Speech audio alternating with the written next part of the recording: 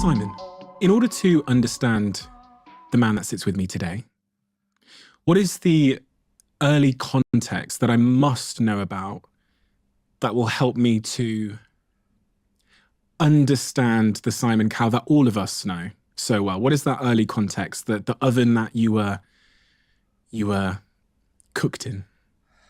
Well, I had a happy childhood. I was always bored, though, really bored at school.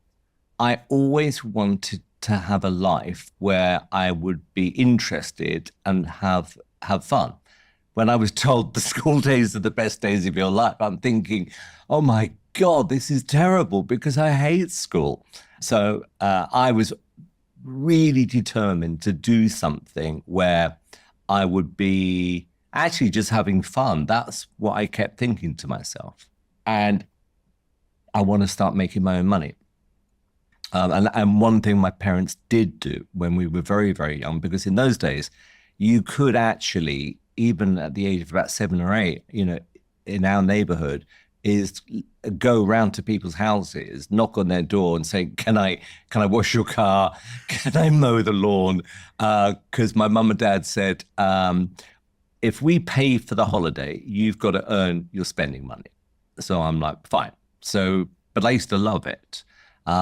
If you got 10 quid for like washing a car, I mean, it was like bingo. It was the best feeling. So you mentioned your mother there. Can you tell me about the influence that your mother and your father, Julie and Eric, had on you?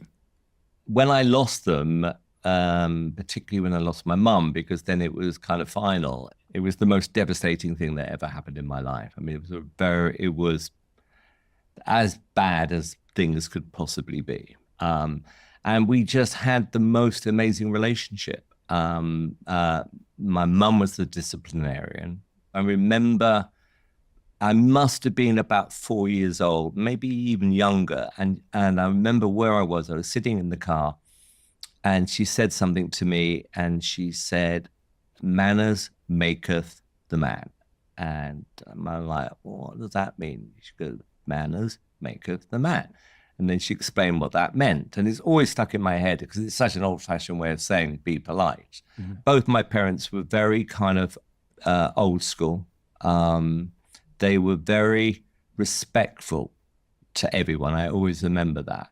And I looked up to both of them. And I always knew at any time I could go to them when I needed advice. And they would always give me the right steer. And they were always there for me.